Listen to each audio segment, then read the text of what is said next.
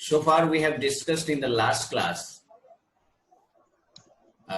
regarding magnetic field due to moving charge or current carrying conductor.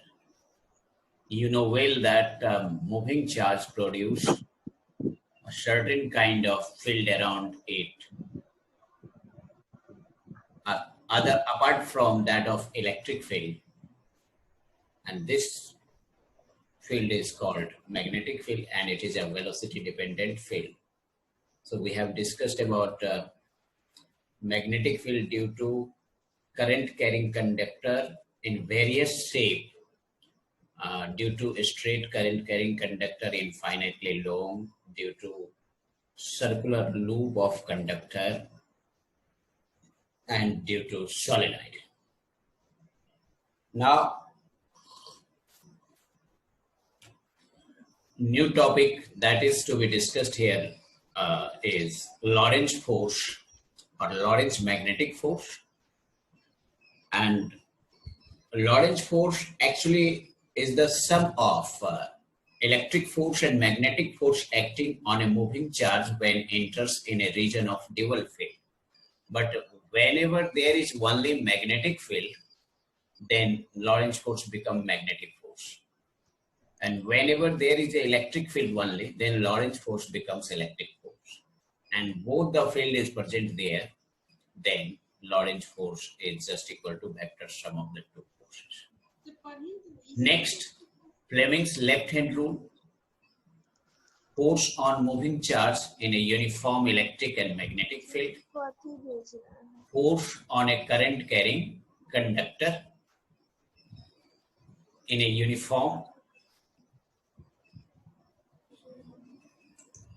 in a uniform magnetic field, and force between infinitely long parallel current carrying conductor. And then definition of ampere, that is SI unit of electric current, representation of fields due to parallel currents, and torque experienced or moment of force experienced by current carrying coil when placed in a uniform magnetic field. And thereafter moving coil galvanometer and conversion of galvanometer into ammeter and voltmeter, and difference between ammeter and voltmeter. So now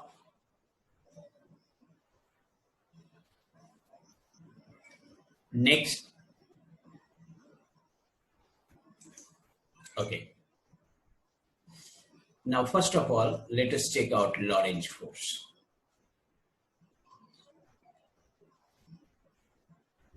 Whenever a charged particle with charge q moves with uniform velocity in a region where magnetic field is present there, then charged particle itself experiences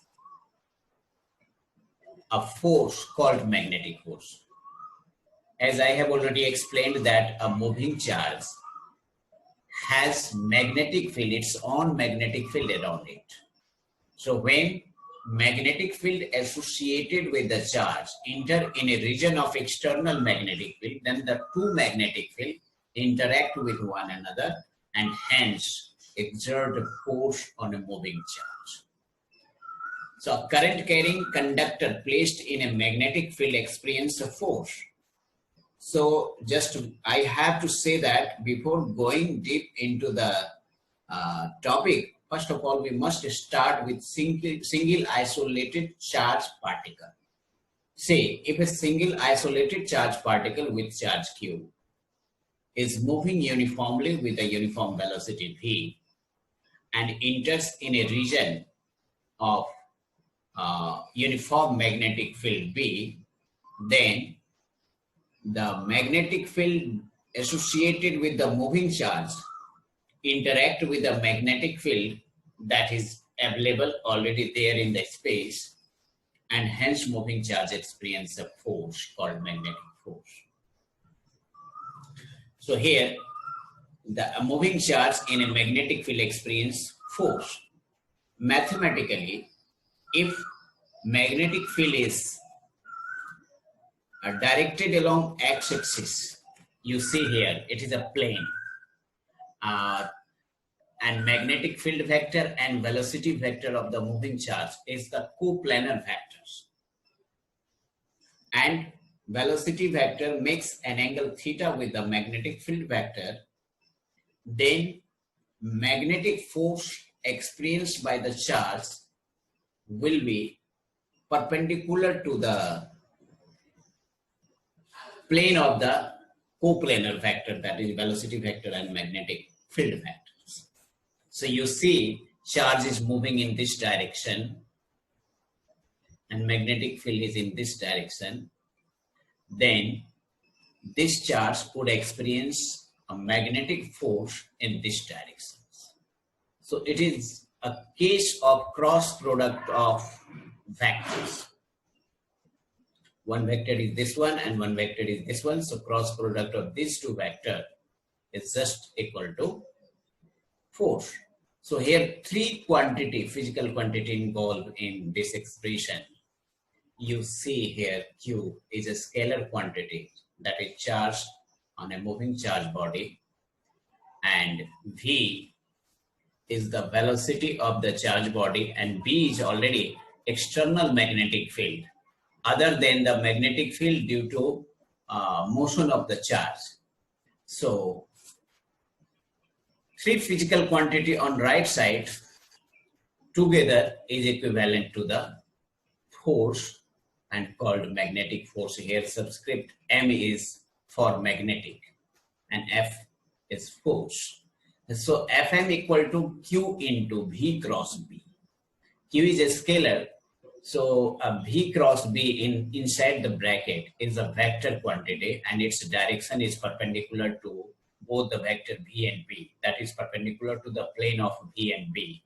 So this is the magnetic force. And direction of this magnetic force would be determined using Fleming's left-hand rule. So far we have discussed about Maxwell's right-hand cork screw rule or right-hand thumb rules that was used to determine the direction of magnetic field only due to moving charge or due to current carrying content.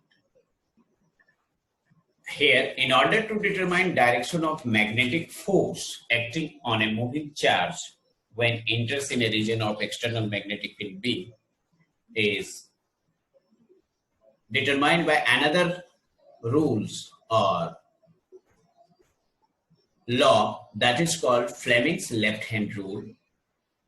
So you see here Q into V cross B equal to QVB sine theta. So magnetic force depends on orientation of the velocity vector with respect to the magnetic field vector. If velocity vector is parallel to magnetic field vector, then angle between them is zero and magnetic force experienced by the moving charge particle would be zero. If theta is 0 degree, then magnetic force acting on this charge will be zero.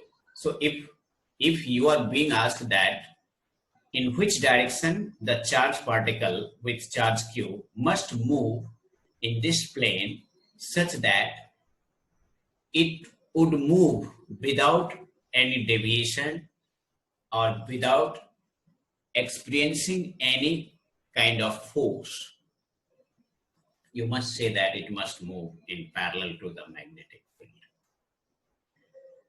Here, this is the general expression for the magnetic force acting on a moving charge body when enters in a region of magnetic field B. So two expressions are there. From this expression, we can determine the direction here. N cap is the unit vector directed perpendicular to the plane of magnetic field and velocity vectors. So you can apply a special case.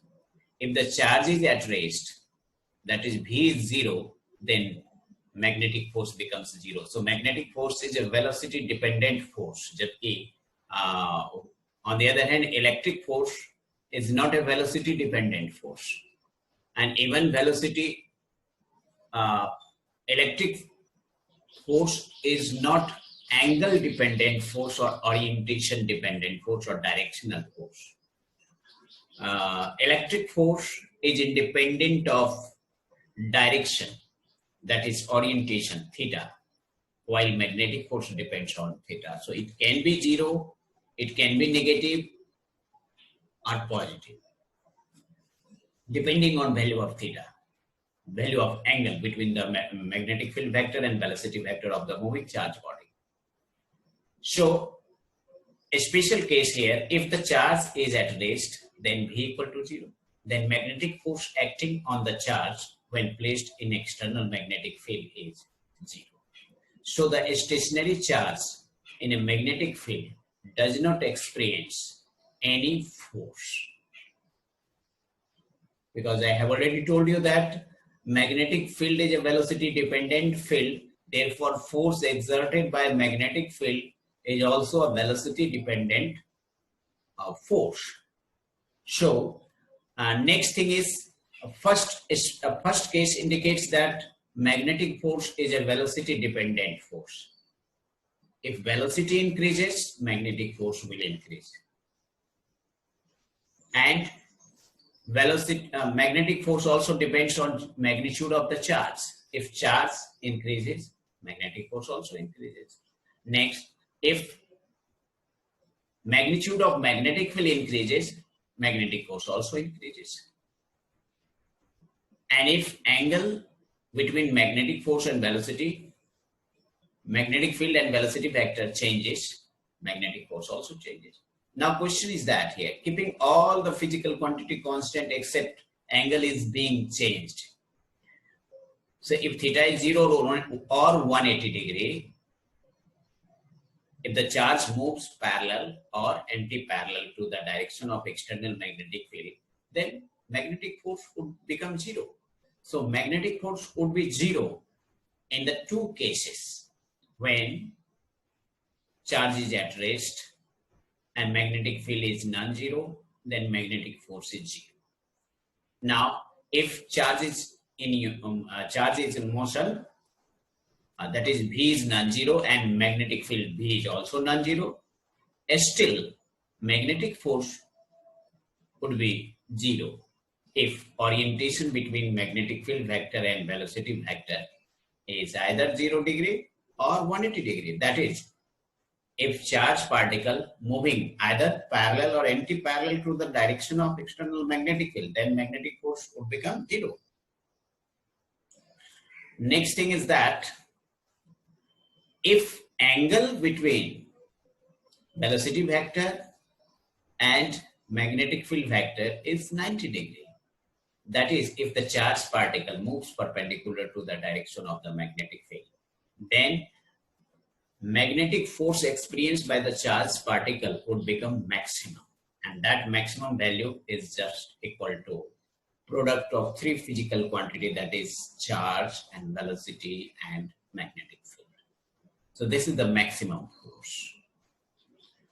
So magnetic force changes from 0 to maximum. Now come to the point. In order to determine direction of magnetic force acting on a moving charged particle, if you take the vector product, you can say that this n cap is the direction of magnetic force Fn, perpendicular to the plane of the magnetic field vector and velocity vector. So now how to determine direction? Just like direction of magnetic field was determined by using Ampere's swimming rules or Maxwell's corkscrew rules or right hand thumb rules. So here we need a law that can determine the magnetic force acting on a moving charge body when enters in a region of external magnetic field V. So in this situation, direction of magnetic force acting on charge body moving in a region of magnetic field is determined by another specific rules called Fleming's left hand rule. Now we have to know how to apply this Fleming's left hand rule to determine direction. So first of all, try to know the statement of these rules. If central finger, forefinger and thumb of left hand, remember all these three fingers of left hand are stretched mutually perpendicular to each other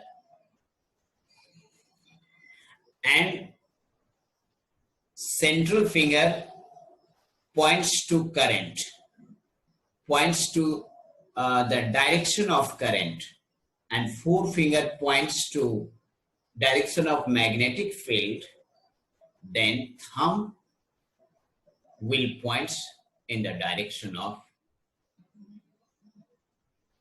force on a moving charge particle. Again, I repeat it in another language, that is according to Fleming's left hand rule. If central finger, forefinger and thumb of the left hand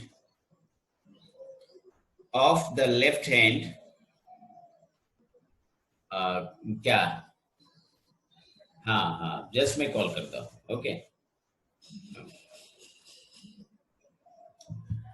of once again try to understand, if the central finger or even you can say middle finger, if the middle finger, forefinger and thumb of left hand are stretched in such a way that they are mutually perpendicular to each other and middle finger pointing towards the direction of current and forefinger pointing towards the direction of magnetic field, then thumb would point towards the direction of magnetic force acting on the moving charge.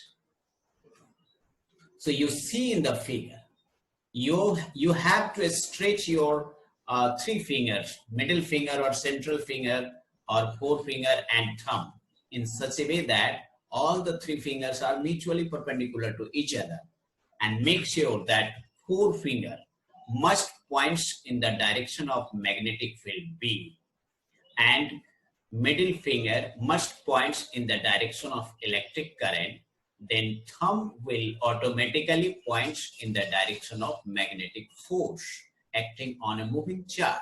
So this is Fleming's left hand rule. And remember here, tip for applying Fleming's left hand rule. Okay. Remember the phrase EMF to represent electric current, magnetic field and force. E for electric current, M for magnetic field and F for force. F for force. In anti-clockwise direction of the finger of left hand, you must take it in anti-clockwise sense. That means you must start from middle finger to forefinger and then to thumb. So EMF. Now consider, so far we have learned about the moving charge body when enters in external magnetic field experience a kind of force which is dependent on velocity and amount of charge contained on the body and even on the magnetic field present there. now come to know about, come to the another topic here, that force on a moving charge in uniform electric and magnetic field. In the previous case, this was the single monofield available there in the space or in the region where charge enters into the region. That field was only magnetic field. So force experienced by the moving charge body would be determined using Fm equal to Q into V cross B.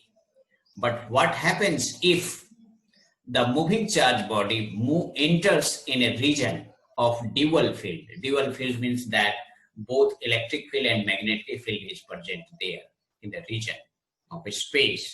And if a charge moving with uniform velocity V with charge Q enters in that region of dual field, then this charge body would experience two kinds of force. One force due to electric field and another force due to magnetic field.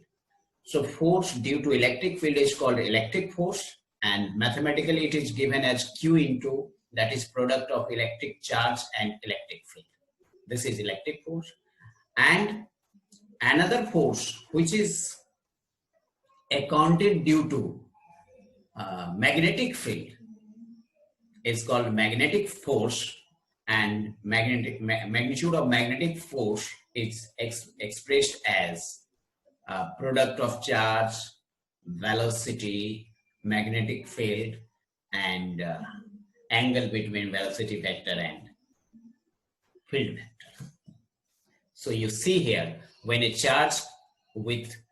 body with charge Q moves with uniform velocity V in a region in which both electric field and magnetic field B, electric field E and magnetic field B exist and mutually perpendicular to each other. Say, electric field and magnetic field are mutually perpendicular to each other, and in this region, a charge Q enters into the region. You see here only one field is there. Say, this is the magnetic field. So in this region, single field is present there. Now try to understand, if we switch on the another field, electric field, either in this direction or in this direction, in that case, the moving charge body would experience two kinds of force, one due to this field and one due to this field directed in this direction. So net force experienced by the moving charge in a region of dual field is just equal to vector sum of electric force and magnetic force. That is vector sum of force due to electric field and force due to magnetic field. And this net force acting on the charge moving in a region of dual field is called Lorentz force. So you see here, you see Q into E is the force acting on the charge body due to electric field. So this is called electric force. And this is the force acting on the charge body due to magnetic field. This is velocity dependent force. And this is called magnetic force. Even you can say Fe and Fm, E for subscript. Then net force equal to vector sum of electric force and magnetic force Fm. So you see here F equal to, taking Q common, vector field electric field vectors, and here cross product of velocity vector and magnetic field vectors. So cross product of velocity vectors and magnetic field vector causes magnetic force, and product of charge and electric field causes electric force. So sum of these two forces is just equal to Lorentz force, or net force experienced by the moving charge when it enters in a region of dual field is called Lorentz force. So now try to understand, if one of the field is switched off, even then Lorentz force will be there. In that situation, only one kind of force will be there. If both the field is present there, then Lorentz force will be sum of the two forces. Now try to understand here. This is the Lorentz force. If charge on a moving body becomes zero, then Lorentz force becomes zero. So you can see that Lorentz force is a charge dependent force. Lorentz force can act only on a charged particle or a charged body. Lorentz force will not be there on a neutral body while moving in a region of Debye field. So Lorentz force depends on charge. Lorentz force also depends on electric field. Lorentz force also depends on velocity. Lorentz force also depends on magnetic field. So if charge becomes zero, then Lorentz force becomes zero. Now, if charge is non-zero and electric field is zero, then Lorentz force is just equal to Q into V cross B, because E is zero. Now, if charge is at rest, that is V equal to zero, then Lorentz force will be just equal to electric force, that is F equal to Q into E, because V is zero, so V cross B equal to zero. So this is the three cases for Lorentz force. And when both electric field and magnetic field is non-zero and charge is also non-zero, then Lorentz force will be sum of the two force, vector sum of two force. So now applying that case, now here we have to understand. We have started a single isolated charge particle moving in a region of magnetic field, then single isolated charge particle experience a force Fm equal to Q into V cross B.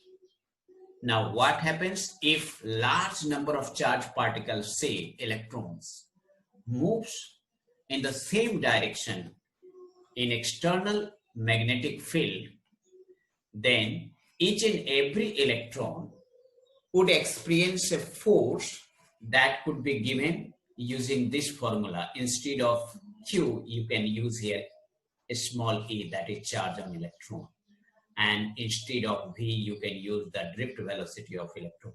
Then force experienced by each electron is just equal to E, small e, into Vd cross B. As there are several electrons moving in a conductor, there are several electrons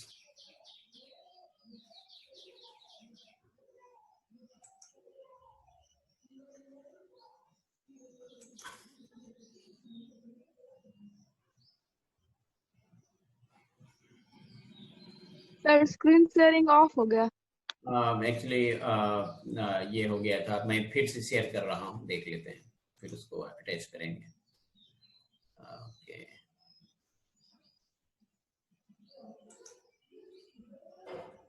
now is it okay? Yes sir. Just wait, क्योंकि समस्या आ रही। Okay, अब screen दिख रहा है? Yes sir. Okay, all right, let me check. All right, so now come to the point. So when large number of electrons move in a region of magnetic field, then each and every electron experience a force which is given as Fm equal to a small e into Vd cross B. Vd is drift velocity of electron. As all electrons moving in the same direction, so all electron would experience a force in the same direction, in the same sense of direction. Therefore, the net force experienced by the bulk of conductor is just equal to net force experienced by the moving electron in that conductor. So this force is overall experienced by the current carrying conductor. So now we can replace this expression in terms of bulk of conductor. Here you see In the previous case, only single isolated charge were placed in a region of magnetic field, and single isolated charge experienced a force which is given by this formula, and this force experienced by the single isolated charge particle depends on three factors. One on charge, magnitude of charge, another velocity, another magnetic field, and fourth one is orientation of motion of charge particle with respect to magnetic field. So four factors are there. In the same way, if current carrying conductor is placed in a uniform magnetic field, then as conductor consists of large number of free electrons moving in it, therefore all electrons experience a magnetic force due to magnetic field. Therefore, but electrons, free electrons available in the conductor cannot escape out of the conductor. Therefore, magnetic force experienced by the conductor, magnetic force experienced by the free electron moving in the bulk of conductor shifted on the overall bulk of conductor. That we see that a current carrying conductor experiences a force when placed in a uniform external magnetic field. So try to understand here, force on a current carrying conductor in a uniform magnetic field. This is the topic. And just start with single isolated electron. Say if single electron is present there in the conductor, then electron would move in this direction. Say electron, this is the conventional current, direction of conventional current. So electron would move in opposite direction of conventional current. Say electron starts moving in this way. So with a drift velocity Vd. So velocity of electron and magnetic field makes an angle theta with it. So single isolated electron would experience a force F equal to minus E into Vd cross B. As I have already told you that general expression for the magnetic force is Fm equal to Q into Vd cross B. So here we replace Q by a small a, that is charge on electron. And V is replaced by Vd, drift velocity of the electron, and magnetic field is there already. So single isolated electron experience this much force.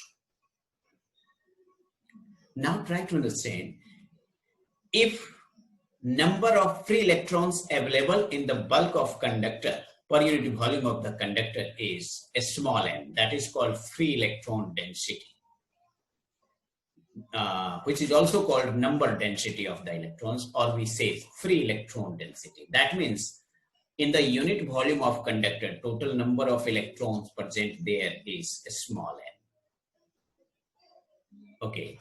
So in the unit volume of conductor, there will be total amount of charge available or moving is charge on single electron into number of electrons. So try to understand, this is number density or free electron density there in the conductor, and A is the area of cross section of the conductor. Say this is the area of cross section of the conductor. This is area of cross section of the conductor. So, and then number of electrons present in the bulk of conductor with elementary length of conductor is N into A into dl. You know well that area into length equal to volume. Area into length equal to volume. So if we say the elementary length of conductor is dl, that is from, you see here green portion is the elementary portion of the conductor, a small portion of the conductor. Overall length of the conductor is L, but a small portion of the conductor has length dl. So volume of this dl length will be area of cross section into dl. And we know that in unit volume, total number of electron is n. Therefore, in a volume A into dl, total number of electron will be n into A into dl. So this is the total number of electron. So far we know the total number of electrons. So now we have to calculate the total amount of charge in this volume of the conductor. So charge on single electron is E, this small e. Therefore, charge on this much electron will be ENADL. So this is the total charge, and this total charge is moving with the velocity, drift velocity in this bulk of conductor. So now magnetic force dF over this elementary portion of the conductor is given as NADL into E VD cross B. So our result is NEAVD into DL cross B. We can replace because vector product can follow distributive law. So we can replace VD outside the bracket and enters DL inside the brackets, because DL becomes vector for a small length of the conductor, it becomes vector. So you see here, so magnetic force experienced by the elementary portion of this conductor is NEAVD into DL cross B. You see, DL is directed in this direction, a magnetic field is directed in this direction. So even you can write DLB sine theta, because angle between the DL and magnetic field is theta. So after integrating, you can find out net force experienced by this conductor, whole length of the conductor. So here you integrate the things, NEAVD and B all are constant. So only integrable thing is that DL. DL will be integrated under limit 0 to L. So after integration, DL can be converted into L. So now we have I.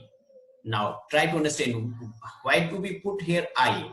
In current electricity, you would have studied that NEAVD equal to I. In current electricity, recall the formula. NEAVD is nothing but current. So in place of NEAVD, it is minus sign here. So direction of conventional current will be opposite to this one. So you can write here NEAVD equal to I, that is current, and DL cross B.